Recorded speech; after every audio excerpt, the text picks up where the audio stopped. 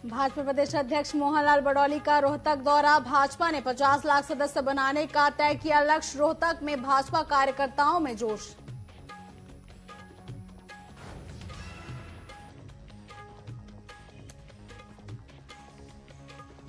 नौरनौद में धुंध का प्रकोप लगातार जारी। ज्यादा धुंध की वजह से बस और ट्रक की जबरदस्त टक्कर। टक्कर होने के बाद बस में सवार कई यात्री हुए घायल।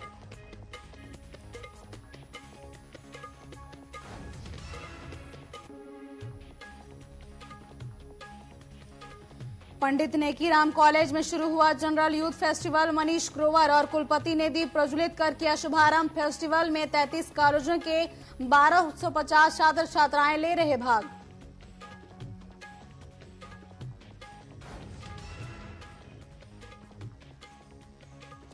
बटाले में कोहरे और प्रदूषण से बड़ी परेशानियां। कोहरे के कारण समय पर नहीं पहुंचा पा रहे यात्री। बटाला में कोहरे से गाड़ी चलाना भी मुश्किल।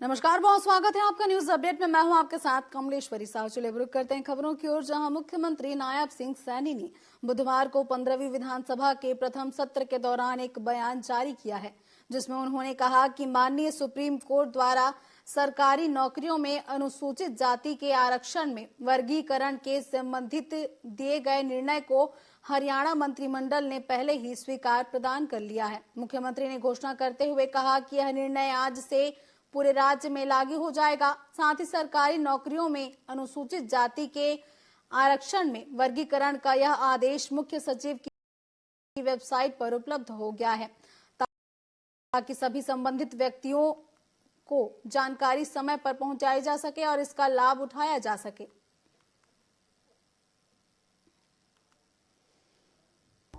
अनुसूचित जाति में वर्गीकरण को लेकर के इस नोटिफिकेशन से को हमारी कैबिनेट ने पहले ही मंजूरी दे दी। आज हरियाणा में सरकारी नौकरियों में अनुसूचित जातियों के आरक्षण के वर्गीकरण का जो फैसला किया था वह आज तुरंत प्रभाव से लागू हो जाएगा और शाम 5 बजे के बाद वो मुख्य सचिव की वेबसाइट के ऊपर से आमजन उसको अपलोड कर सकेंगे। वहीं पानीपत के कुटानी रोड से एक सनसनीखेज घटना सामने आई है, जहां देवरानी ने 2 युवकों के साथ मिलकर अपनी जेठानी को दिन दहाड़े लाठी डंडों से बुरी तरह पीट कर घायल कर दिया।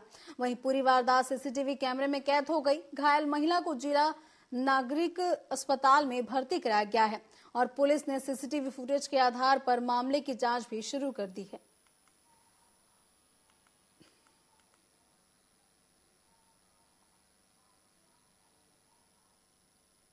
हाँ, एक कुटानी रोड का मामला हमारे किला थाने में पड़ता है और ये कोई आपसी झगड़ा था। 2 युवक और एक महिला उसको पीट रहे थे। वीडियो भी वायरल हुई थी, तो इस विषय में FIR थाना किला में दर्ज की हुई है और उसमें हम कार्रवाई कर रहे हैं।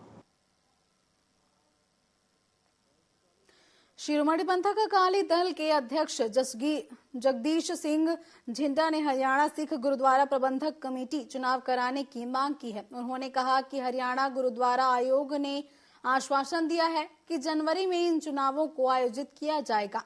झिंडा ने कुरुक्षेत्र के DC को इस मुद्दे पर ज्ञापन देने की योजना बनाई है। इसके अलावा उन्होंने बताया कि उनकी पार्टी को चुनाव चिन्ह के तौर पर साइकिल दिया गया है। जब उनसे पूछा गया कि वह खुद चुनाव लड़ेंगे, तो उन्होंने कहा कि इसकी घोषणा उनकी ओर से नहीं की जाएगी, उनकी कमेटी की ओर से की जाएगी।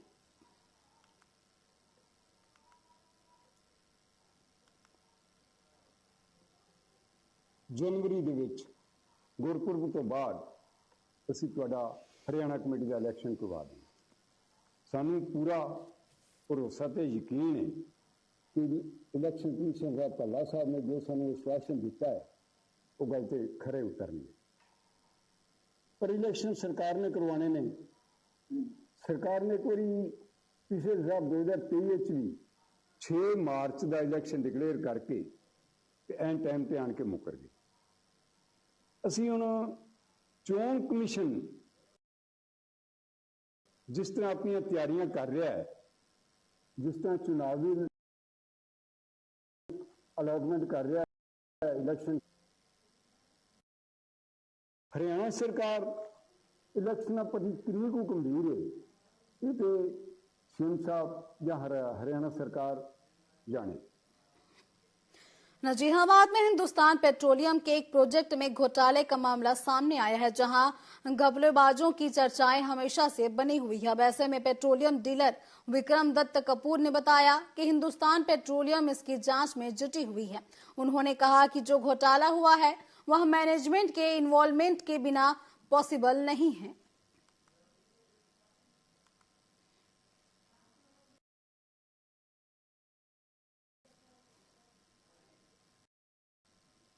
कंपनियों को लेकर अक्सर घोटाले और उसमें बहुत सारे घपलेबाजों के अक्सर संकेत मिलते रहते हैं, चर्चाएं होती हैं। ऐसे में ही एक नया मुद्दा सामने आया है, जिसमें अजमेर के नजीहाबाद में हिंदुस्तान पेट्रोलियम के जो एक प्रोजेक्ट है, उसमें जो प्लांट है, उसमें बड़े घोटाले के संकेत समझ आ रहे हैं, बातें सामने आ रही हैं। तो इस मामले में हम पहुंचे हैं विक्रम दत्त कपूर, जो कि खुद एक पेट्रोलियम डीलर है। तो जानते हैं कि क्या इसमें कितनी सच्चाई है। सर नमस्कार। नमस्कार संदीप जी। ऐसा है कि 2-3 दिन से ये रेगुलर खबर चल रही है कि नसीराबाद है बॉटलिंग प्लांट हिंदुस्तान पेट्रोलियम का अजमेर में, जिसमें कि खाली सिलेंडर्स भेजकर उनमें गैस भरी जाती है और वहां पर बहुत बड़ा एक डकैती का मामला सामने आया। इसको डकैती ही कहेंगे, क्योंकि जो ये नेशनल डकैती है वो डकैती कहलाती है कि भरे हुए सिलेंडरों को गाड़ियों में खाली सिलेंडर दिखाकर बाहर निकाला जा रहा है और बाहर बेचे जा रहे हैं।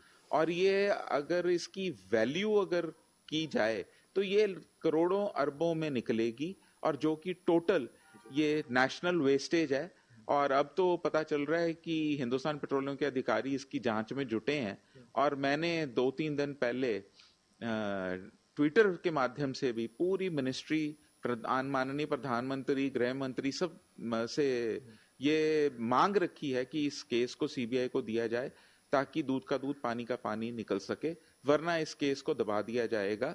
एक बहुत छोटे स्तर पर एक छोटे से सिक्योरिटी गार्ड को उसमें दोषी बनाकर, जबकि मेरी आशंका पूरी है कि ये जो भी इतनी बड़ी डकैती है ये बिना मैनेजमेंट की इन्वॉल्वमेंट से नहीं संभव। वो भी करोड़ों अरबों रुपए में बताया जा रहा है, जबकि वो पेट्रोलियम डिपो में जो हमारे सिस्टम्स लगे हुए हैं उसमें 1 मिनट से पहले चोरी इंडिकेट होती है। इसका मतलब मैनेजमेंट की मिली भगत है।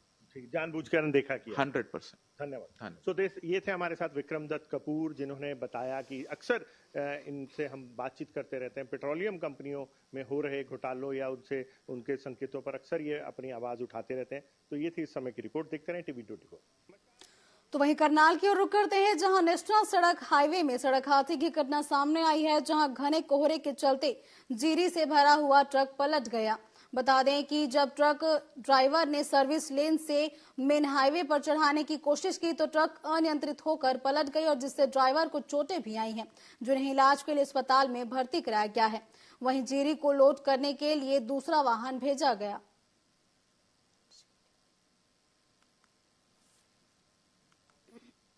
भैया कैसे हादसा हुआ, कहाँ पर हादसा हुआ? जी सोनीपत से तरावड़ी जा रहे थे, कोहरे के कारण ये हादसा हुआ है। आगे रास्ता खराब है, सर्विस रोड पे उतरे थे, आगे रास्ता हमारे को क्लियर नहीं मिला, इस करके वापिस आने के लिए, चढ़ने के लिए रोड पे ये धुंध की वजह से हो गया, कुछ दिखाई नहीं दे रहा था। ऐसे क्या लेकर कहां से कहां जा रहे थे? ये जी सोनीपत से तरावड़ी जा रहे थे। वहीं करनाल में पश्चिमी यमुना नहर बाईपास पर एक भीषण सड़क हादसा हो गया, जहां इस हादसे में एक गाड़ी और कैंटर के बीच टक्कर हो गई। इस हादसे में गाड़ी सवार लोग घायल हो गए, जिन्हें इलाज के लिए अस्पताल में भर्ती करवाया गया है। वहीं गाड़ी के स्पेयर पार्ट्स सड़क पर बिखर गए। आपको बता दें कि पास में ही पश्चिमी यमुना है, अगर कैंटर के रेलिंग को तोड़ देती तो कैंटर नहर में भी पलट सकता था।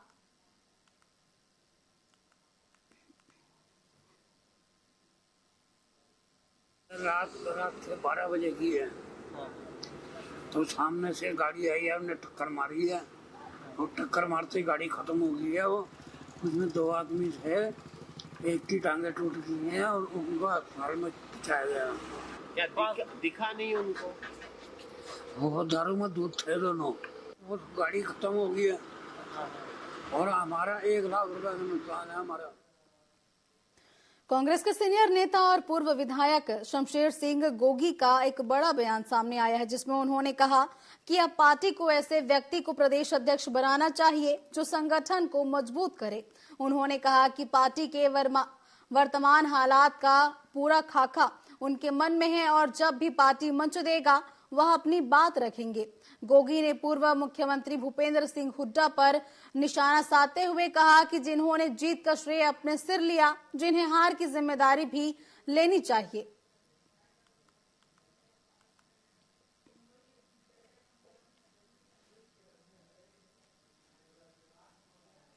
नहीं, वहाँ तो मैं उस दिन जा तो पाया नहीं, मैं ब्यास गया हुआ था, लेकिन मेरी करण दलाल जी से बात होगी तो उन्होंने कहा कि ये कमेटी तो सिर्फ ईवीएम की और कोई प्रशासनिक प्रॉब्लम है जिस पे हम रिट दायर कर सकते हैं, तो उसके बारे में, बाकी किसी चीज़ के बारे में उन्होंने कहा भी हमारा दायरा जो है वो इतने तक ही सीमित है। तो उसके लिए शायद वो कह रहे थे कि जब मैं चंडीगढ़ से वापस आऊँगा तेरे को मिल के जाऊँगा, तो उसमें फिर ज़्यादा है नहीं, मैंने बता दिया भाई ये बात है छोटी मोटी, क्योंकि जो बाकी की बातें हैं, जो कारण है, उसके ऊपर तो कहते हैं दूसरे ही बात करें। विधानसभा सत्र के दौरान राज्यपाल बंडारू दत्तात्रेय ने सरकार की योजनाओं और उपलब्धियों पर अपना अभिभाषण दिया। इस पर कांग्रेस नेता भूपेंद्र सिंह हुड्डा ने इसे ओल्ड वाइन इन न्यू बोतल करार दिया। जब राज्यपाल से करनाल में इस सवाल का जवाब पूछा गया तो उन्होंने कहा कि उनका अभिभाषण जनता के लिए दिए गए जनादेश का प्रतिनिधित्व करता है। उन्होंने ये भी कहा कि सरकार समाज के विभिन्न वर्गों जैसे पिछड़ा वर्ग, SC, ST, महिलाओं और किसानों के लिए योजनाएं बना रही है। इसके साथ ही हरियाणवी एक की भावना को बढ़ावा दिया जा रहा है।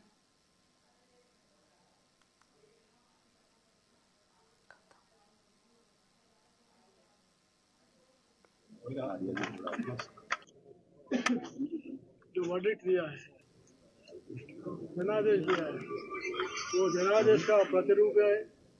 कल मेरा जो भाषण जो हुआ है, जनादेश का प्रतिरूप है।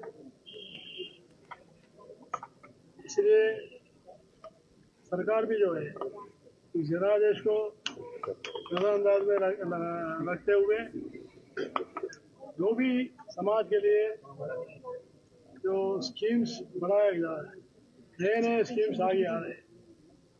न्यूज अपडेट में फिलहाल बस इतना ही। आप बने रहिए TV 24 के साथ। नमस्कार।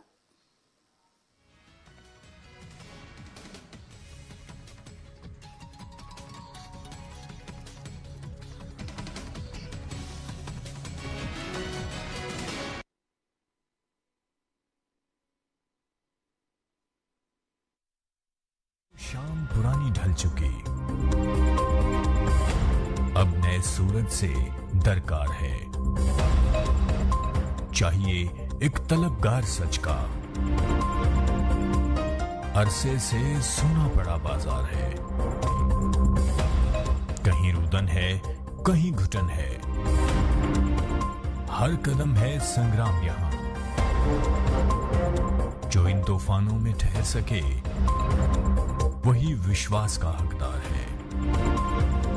देखते रहिए TV 24 मोहित साहू के साथ।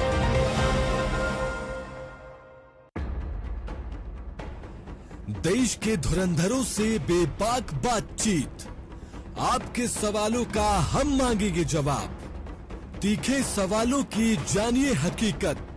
सवाल सियासत के, सवाल समाज के, सवाल मुद्दों के। सच जो आप जानना चाहते हैं, हम लाएंगे दिग्गजों का सच सामने। बिना पर्दा, बेझिझक, बेबाक।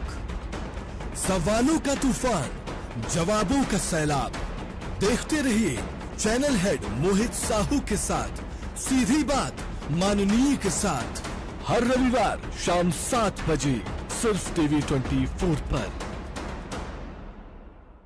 एक नाम जो आज भी हर दिल में धड़कता है, भारत का बेटा, धरती का वीर, जनजातियों का स्वाभिमान, धरती आबा बिरसा मुंडा।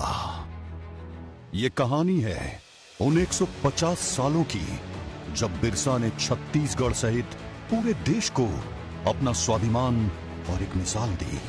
छत्तीसगढ़ के आदिवासी मुख्यमंत्री माननीय विष्णुदेव साय के मार्गदर्शन में आज पूरा छत्तीसगढ़ अपने स्वाभिमान और विरासत को फिर से गुंजाने को तैयार है।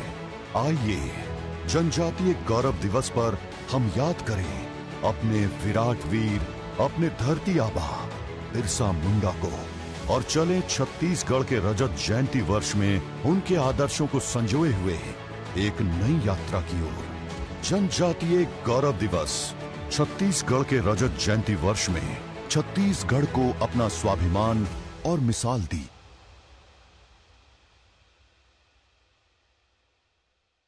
राजनीति खेल है शह और मात का, घात और प्रतिघात का। राजनीति के खेल में कौन है राजा, कौन है प्यादा, कहां टूटी है संयम की मर्यादा, जनता में कौन लोकप्रिय है ज्यादा, बताएंगे सच पूरा कभी नहीं आधा। अपने दर्शकों से हमारा है ये वादा। टीवी 24।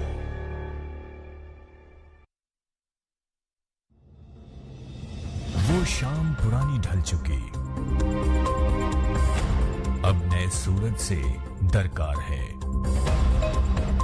चाहिए एक तलबगार सच का, अरसे से सुना पड़ा बाजार है। कहीं रुदन है, कहीं घुटन है, हर कदम है संग्राम यहां।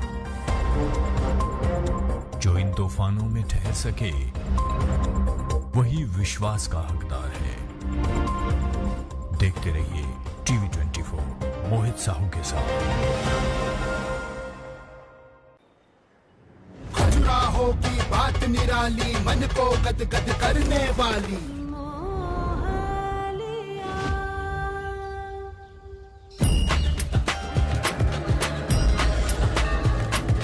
महाकाल की भस्म आरती, उज्जैनी की रस्म आरती। जय महादेवा शंख मंजीरे करते सेवा। मोहलिया रे मोहलिया रे मोहलिया रे।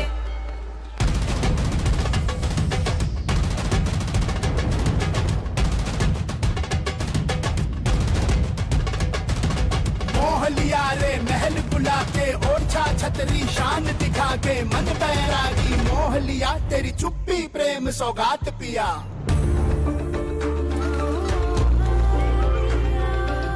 जंगल है खामोशी का, तू कारण है मदहोशी का। मोहलिया रे मोहलिया रे मोहलिया रे। आप भी हिंदुस्तान के दिल में आइए और अपने दिल में छुपे सारे किरदार निभाइए। मोहलिया रे मोहलिया रे मोहलिया रे।